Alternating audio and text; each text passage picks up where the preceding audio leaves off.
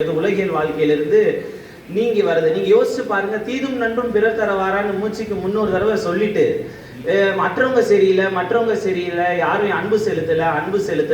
நம்ம அன்பு செலுத்தி இருந்தோம்னா அன்பு செலுத்தப்படும். நம்ம பொருளாதாரம் தேடி நம்ம போகும் பொழுது அதுல நிறைய நேரம் அன்பு செலுத்துறதுக்கு வாய்ப்புகள் குறை. இது நான் நெடுக குறை சொல்றேன் அப்படின்னு நினைக்காதீங்க. நேற்று வந்தவங்க நீங்க நிறைய பேர் உங்களுடைய தொல்லைகள்லாம் பாருங்க. ஒண்ணு உடல் பருமன்.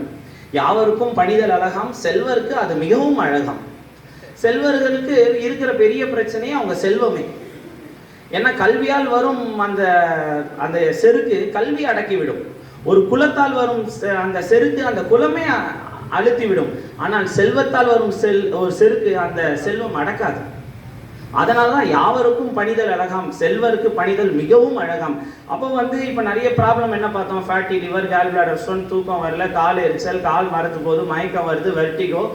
அதுக்கு டாக்டர் எனக்கு இந்த ஆப்ரேஷன் பண்ண சொன்னார், பிளேட் வைக்க சொன்னார். பிளேட் வச்ச பிறகு தண்ணீர் கசிது, அப்புறம் பிளேட்டை எடுக்கணும்னாரு. இப்போ பண்ண அன்ஃபிட், இதுக்கு மேலே எடுக்க முடியாது அப்படின்னு 1008 கடைகள் பார்த்தாலும் இதுக்கு தீர்வு தான் என்ன அப்படின்னு பார்த்து நாங்கள் நேற்று நீங்களே இங்கே பல முறை முன்னாடி நான் வந்ததெல்லாம் உங்களுக்கு கவனிச்சிருப்பீங்க. மெல்ல நான் இங்கே என் வாழ்க்கை முறையை நான் மாற்றிக்கொண்டேன். நான் ஏறத்தாழ ஒரு 30 கிலோகள் என் மீது நான் இழந்தது என்னுடைய தசைகள் அல்ல, தேவையற்ற கொழுப்புகளையும் இந்த மத்திய பிரதேசத்தை நான் இழந்து விட்டு அதனால் நான் ஆரோக்கியமாக உங்கள் மீது உலா வந்து கொண்டேன். எனக்கு முன்னாடி அவ்வளோ தமிழ் பேச வராது, இப்பயும் பேச வருதா எனக்கு தெரியல. நான் மெல்ல கொஞ்சம் என்னை நான் இம்ப்ரூவ் பண்ணிட்டு வரேன். அப்போ நேற்று நாங்கள் வாழ்க்கை முறை மாற்றங்களை என்ன நேற்று சொல்லிட்டு வந்தோம்னா, ஃபர்ஸ்ட் ஸ்டெப்பு எர்லி டின்னர். மாலை 6 மணிலேருந்து 7 மணிக்குள்ள ஒரு ஊரே 7:30 மணிக்கு அடங்கி இருக்குன்னா அவங்க எத்தனை மணிக்கு சாப்பிட்டுருப்பாங்க?